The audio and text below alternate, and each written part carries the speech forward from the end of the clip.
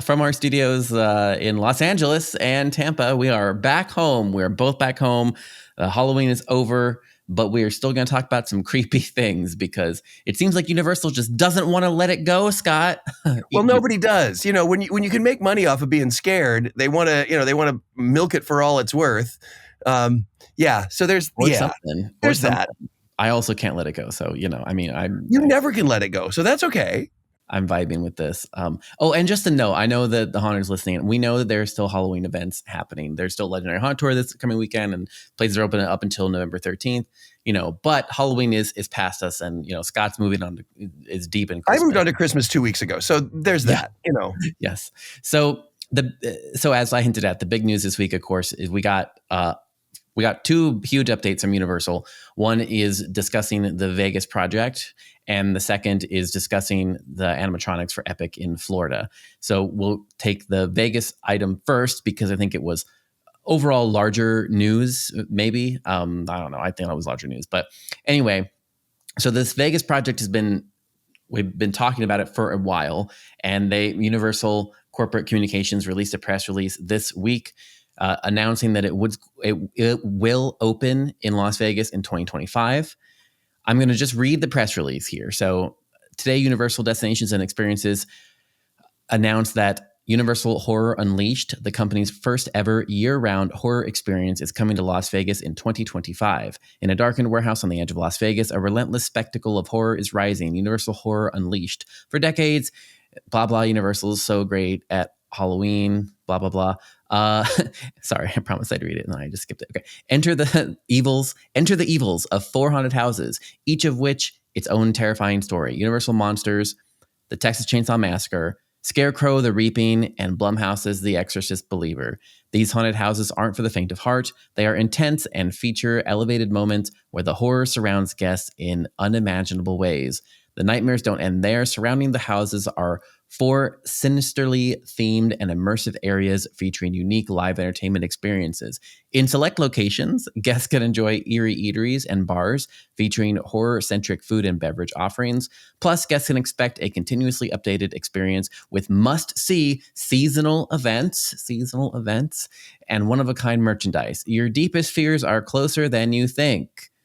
And then it just mentions about how it's going to be an anchor tenant and 20-acre expansion of Area 15.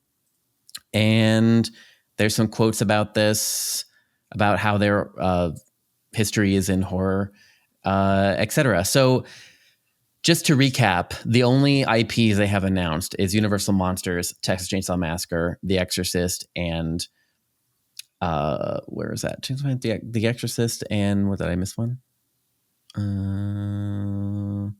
Scarecrow the Reaping. Okay. So those are the 4 they've announced. And it does sound like they have mentioned haunted houses here. I think previously they only mentioned the dining experiences and how it was going to be like a cocktail experience of some kind. But now they specifically have mentioned haunted houses. We still don't know, though, just to be clear, what stuff is seasonal and what stuff is not. They did mention seasonal items, but we're not sure if the haunts themselves are seasonal or if it's something around the haunts. And initial reaction on me first, I have 2 really quick initial reactions, and then we'll get Scott's opinion. First is I'm like, there's no way you're going to open this 2025 when you ran out of money and people had to leave the job site. But maybe, I don't know, maybe they'll pull a miracle out. But number 2 is it's not very exciting. Of the IPs you could have chosen, these seem like maybe some of the least exciting. I think the one that we were anticipating or the hoping that would open would be Five Nights at Freddy's, which we know that they have been designing.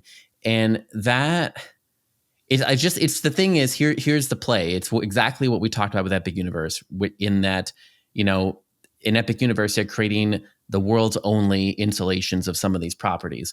And that's not what's happening here. So it's kind of unclear if they're going to be able, with these IPs, to get enough interest to bring the amount of visitors year round that they will need to those areas, because they're not the only ones. I mean, these are not the only places where you're going to be able to encounter these experiences. That's the problem here, is that it's almost like generic. It's like a franchise instead of a one in the world destination. And I think that's the more strategic problem. But Scott, tell me what you think. Well, so I have to say that this is the timing on this is really interesting to me, because I just spent the past weekend as a vendor, just getting rid of some of my artwork, trying to get my artwork out of the house, selling some of my artwork at Spooky Empire in Orlando. And I was approached by someone who is obviously involved in the haunt, who's a haunt fan. Let's just put it that way. They are haunt fans. They're not involved in the industry. And they came up to me and specifically asked me about this press release and said, what do you think as far as, is this going to work? And the first thing I said, of course, was what we had said before, and that was that all depends on how it's executed and whether there are actually going to be haunted houses. And they said, well, the press release says there's going to be 4. But as you've mentioned, Philip, it doesn't necessarily spell out whether they're going to always be there or whether they're going to be seasonal. So there's that. But even if it is, always there, I think part of the reason, let me first address the IPs that they're dealing with. These are the ones that, obviously Universal Monsters is the one that they own, so they have to lead with that. There's no choice.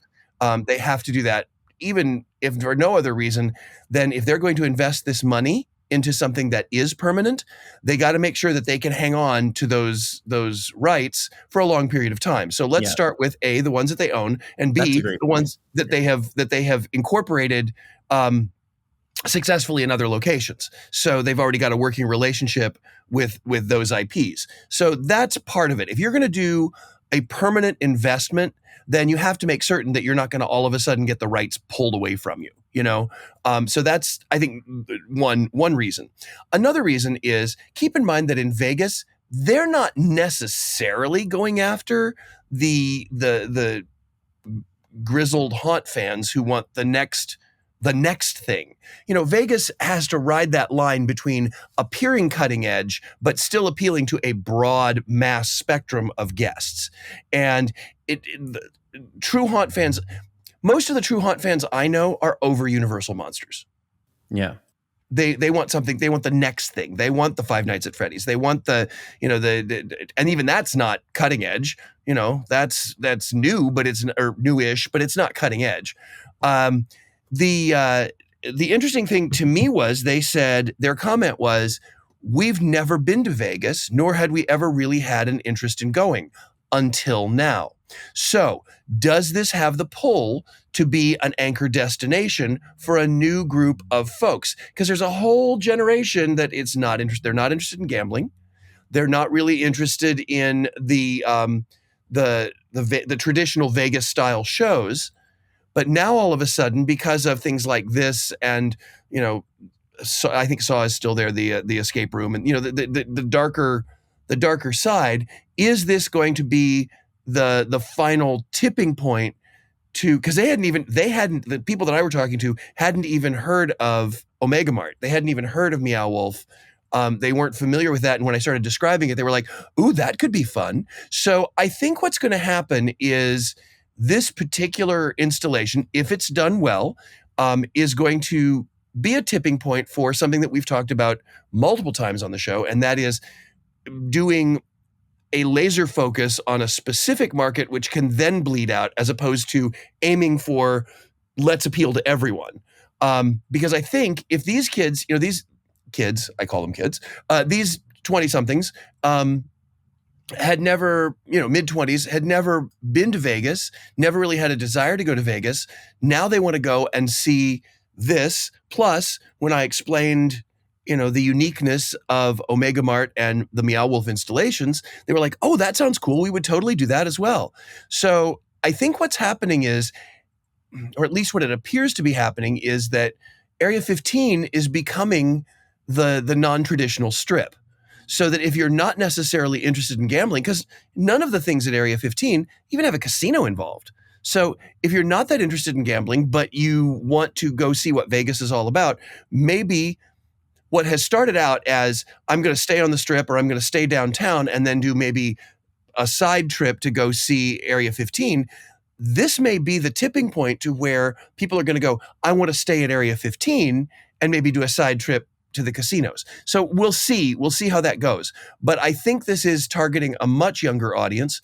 I hope that they are able to install it and make it so that it's something that is worthy of that destination visit. Yeah. But I think it's interesting. I think it's interesting that they have announced this and the animatronics for Epic Monsters at the same basic time.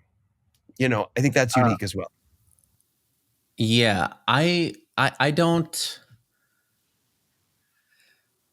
I think there are two things there. I mean, I don't agree that this is going to drive traffic with those. With I mean, I think it might drive like some really hardcore haunt fans to get to Vegas because simply because Vegas is already set up to be a destination because it has been a destination, for a while in America with 50 million visitors annually. So it's a place where it has infrastructure that makes For a it, certain demographic, you're absolutely right. But it does not trend well with 20 somethings. yeah, yeah. Well, that's what I mean. I don't think it's going to. I don't think it's going to be. I'm not sure haunt people would fly. I guess because even me I guess what I'm trying to describe is even me as a haunt fanatic, right? I look at these IPs and I'm like, I've seen them before, But and but again, you're a haunt fanatic. You're not a haunt fan. There's a right. difference. Well, I don't. Either way, I think even if it does attract some of those, that's not enough to build a year-round business model on. So I'm wondering if, to your point about the IPs, I'm wondering if they're really planning like 8 haunted houses, and these are the 4 that they have the rights to, and so they're like, okay, let's like. But then the other ones are going to be temporary. So, they are going to do Five Nights at Freddy's against, but it be only for Halloween or something where it'll be the same ish business model. Because I honestly, with all honesty, and I'm sorry to all my haunt friends in that area, but I really do not believe that a year-round haunted house is sustainable in Vegas. I still don't believe it is. So I'm sorry, I don't think it is. There's a lot of stuff that has been tried, and then separate of all of this, just to clarify something, to say something Scott said, it has been a like trend, or it's been a conscious effort by the teams, everybody in Vegas, to develop Vegas as a non-casino thing. That has been a thing that's been happening for a while, independent of all of this. Whether how much Universal is involved in that or not, I actually don't know. But I know that the locals and a lot of the folks in that area have been trying to make it a non-casino thing anyway. So it's not like Scott hit on that, but that's not that's independent of what's going on here. There are other attractions that have been trying that. Now they have been planning for Universal to be here, and they have been trying to like piggyback off of Universal's marketing spend by, trying to basically like look at who's looking at those areas and look at who has been like tracked to be interested in that area, and then piggybacking off of them to create marketing campaigns that like explain that it's a bigger destination. But there's a lot of area, even the dark ride, the SpongeBob dark ride. I mean, there's stuff like that all over the Strip, the Sphere, the dark ride, the extended shopping destinations, even it chapter 1 and 2, plus the spooky pizza eatery, plus, I mean, there's all sorts of like ancillary businesses that they've developed in kind of anticipation of this becoming a non-casino driven market. So I think that's been an overall trend. And maybe, Scott, it's like a domino where it's like, this might be like the last piece, and then it hits all those other things. And then you have this, enormous non-casino destination possibility, Don't misunderstand me. I'm not saying that this entity alone is going to be yeah, a destination entity. It's not. Vegas is still going to be the destination entity. But to your point, Philip, I think this is just another brick in the wall. I think this may be a tipping point, and the fact that Universal has such strong marketing power to get out, and the fact that people who are not industry experts like you are asking me, what do I think? I think and I will say, you say that it's Vegas has been trying to be a non-casino destination for a long time. To be completely honest, if you go back even further, that pendulum has swung back and forth several times over the last, I would say, 40 or 50 years. Yeah, well, just like with Halloween at places, right? It's like they try and make it non, and then they realize how much money the casinos bring in, and they go back to that, and they're like, wait, we can't depend on just casinos because the young kids don't like gambling, and then it's like the back and forth, which is very similar to the same tension. Exactly. So it's finding that right balance. But I guess, and again, mine is anecdotal. Mine is based on what people in that elusive mid-20s range, what they're telling me when I'm doing public appearances and out at shows and that sort of thing. So I don't have stats or data. I admit that, but at the same time, I think that just the fact that they're saying the exact words were, "We've never had a reason to go to Vegas." Yeah. And to say, this is the first time I've ever heard a reason to go to Vegas. Now, if Las Vegas were smart, the Vegas Convention and Visitors Bureau would start putting together those kinds of, you're looking for something that's unique and quirky. Well, get Universal, get Meow Wolf, get all. I mean, there's tons of other smaller ones. SpongeBob, get all the experiences that are not casino based. Get all the experiences that are not Cirque du Soleil, because Cirque du Soleil actually is aging out a little bit in Vegas. So find those things that and don't misunderstand me. Love Cirque. I'm a huge Cirque nerd. So, but the people younger than myself aren't nearly as interested as I am. I mean, we've talked about like the Awakening show, which is cheaper. We've talked about Absinthe. I mean, we've talked about those shows that are targeting the younger people because they are cheaper and they involve like more party and more atmosphere and less strict rules, right? Awakening, you can take pictures, or it's like it's less strict than like a Cirque show where you all have to like sit and watch and be quiet. Absinthe is completely fully engaging, mainly because you're being insulted through the whole thing, which is hysterically funny, and yet people who are expecting a Cirque style or a Cirque show are completely driven away from it. Yeah. So it's they're still trying to figure out, how do we remain fresh and still remain Vegas? Yeah. I guess so. The long and the short of it is, I guess we will see what the actual offerings are when they come out, because I'm still firmly in the position that the haunt cannot make it in Vegas, and not a year-round haunt. And I think that so much of Universal's appeal with Halloween is that it is temporary, right? That's so much of the appeal. It is like it's that whole thing that Scott talks about all the time. It's that seasonality of it, right? It's the fact that it's a fuse. It's like it's a limited time thing that has a lot of power. And my worry is that if it becomes a year-round thing where it's just kind of like open and you can go whenever, then it feeds more into the people that are like, it's like the people that are like, oh, I always wanted to go to Tokyo, or I always wanted to go to Japan, or I always wanted to go to Las Vegas, Hawaii, or Vegas. Exactly. I always want to go to Vegas, right? It just there's no like real incentive to go because it's always available. So the fuse is what makes, and I think that's really what drives the success in New York. It drove it in New York, and it even drives it in all over. It's the fuse. It's the concept of like, you have to act or you're going to miss it. And yet people are still going to the Haunted Mansion. And still making it a mecca. I mean, I know people who come to Florida just to visit the Haunted Mansion and Pirates of the Caribbean. So, except in California, they had to make it Haunted Mansion Holiday for half the year to drive interest. Well, but again, keep in mind that California is not tourist-based, or not as tourist-based as Florida. California is significantly more local-based. The season pass numbers in California are significantly higher. As you are a season pass holder, it is the season pass holder numbers in California are significantly higher as far as percentage go as in Florida. Florida is a much more a tourist base.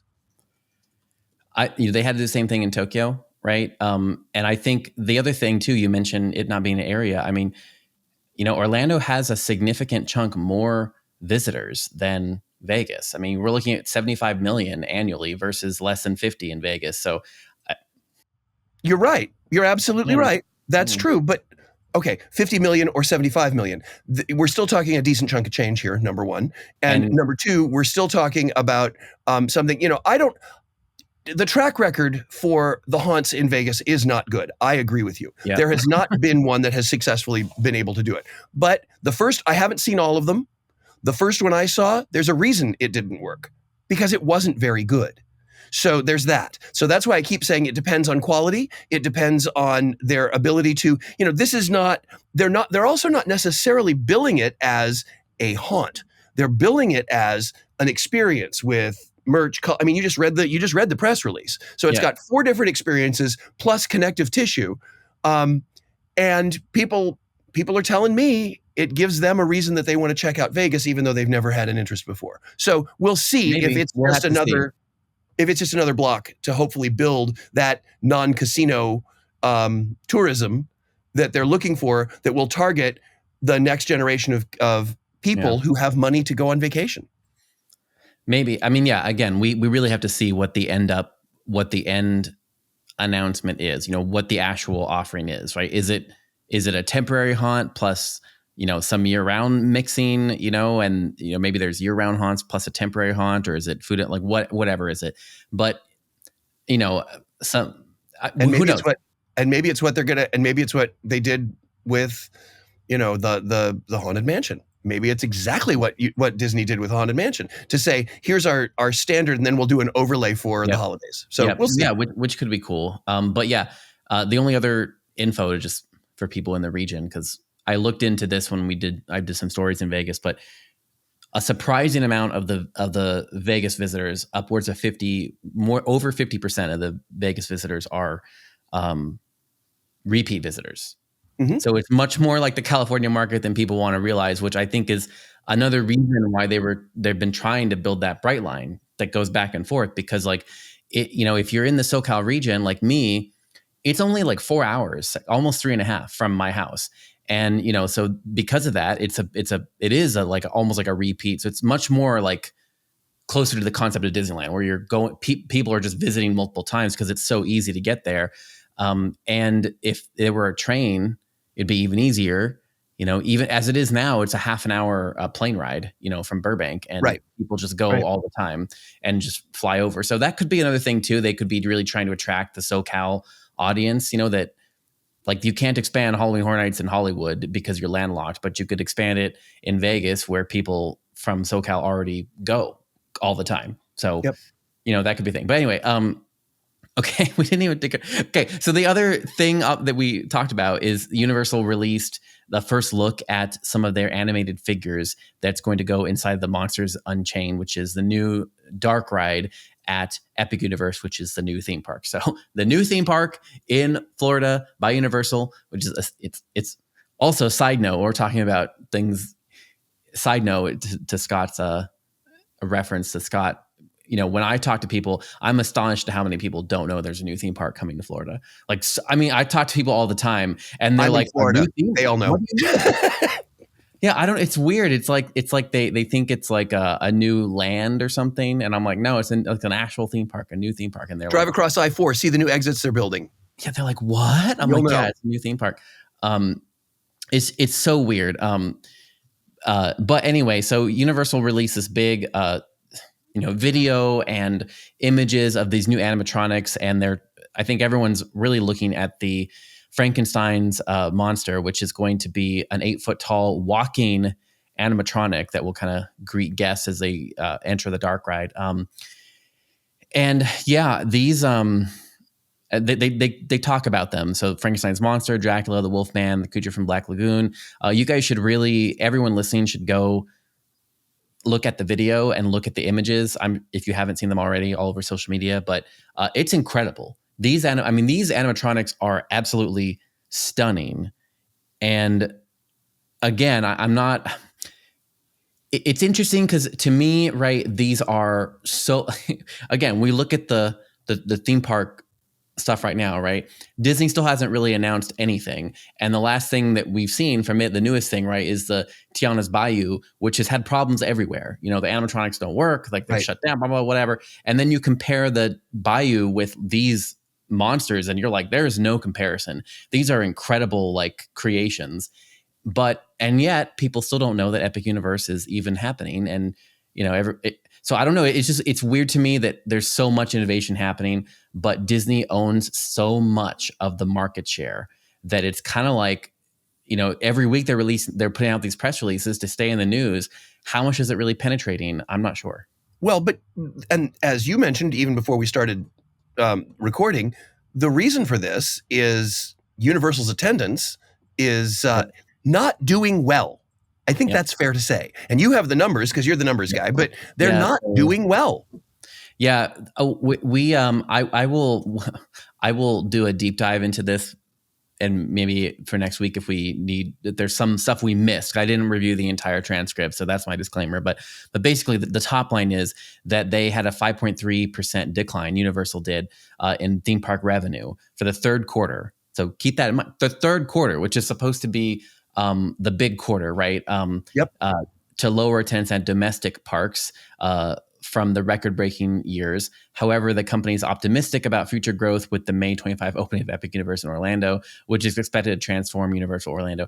And they didn't even mention Vegas. They're like, oh, we're expected to be better in Orlando. What about Vegas? They just talked about this. And then also to the point, I would venture, well, so many more outlets, again, were picking up the story about the revenue decline than we're talking about like the opening date for Vegas. It's just one of those weird things where, it's not weird. The news always reports on the negative. The news Yeah. always gloms onto the negative. It's like Universal's hurting because they're down 5%. But I'll tell you what it is. I mean, Universal, if they weren't anticipating this, then they're not being paying sharp attention. here. What's happening is people are having, because those people who do know about Epic, those people who do know that it's coming, they're just not coming.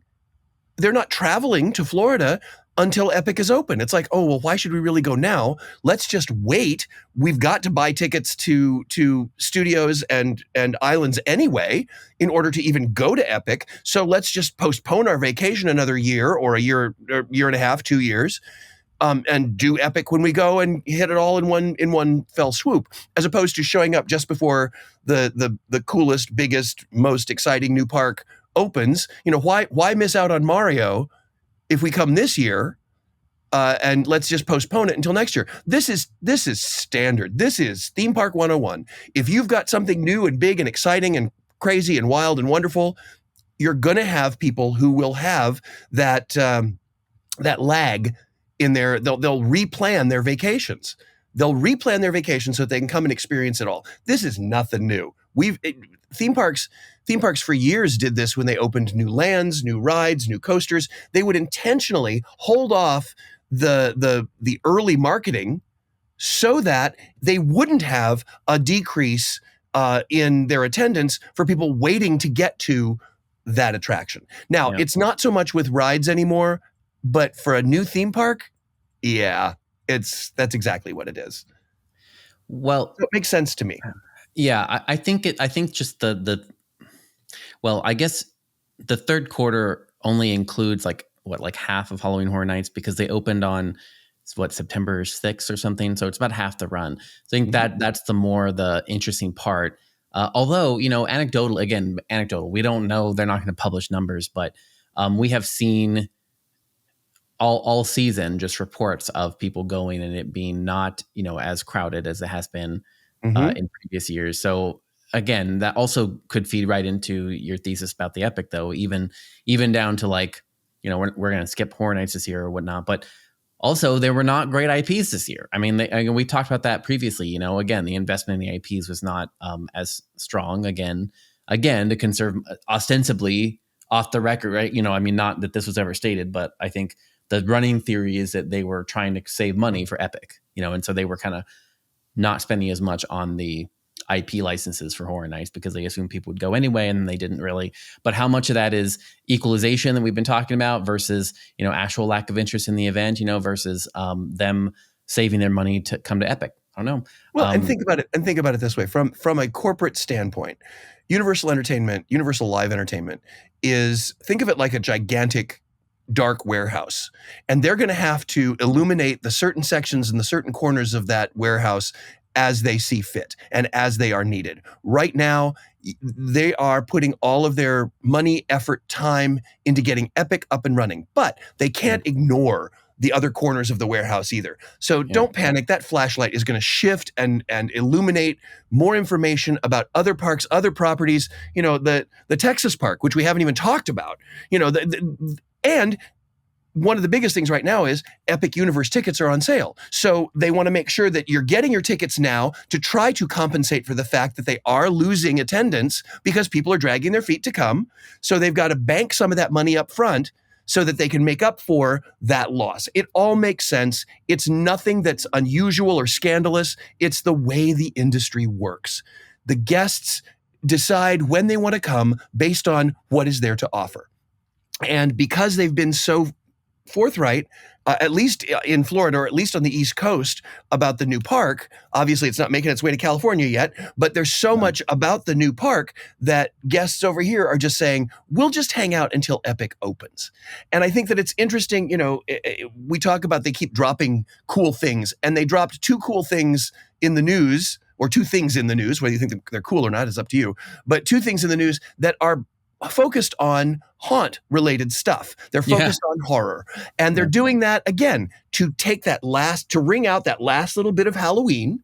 And it's still something that will get news attention. The animatronics look great, and the excitement of doing a haunt in Vegas is appealing to some. So, they're clearly trying to play the media game as best they can.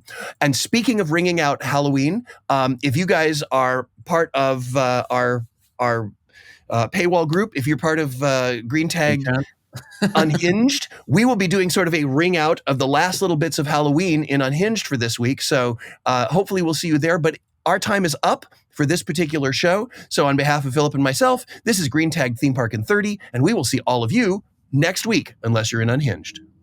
And if you're trying to find our Patreon, you can type in Green Tagged into Patreon, or just go to patreon.com/green tagged. Yes. Beautiful. So if you've done that,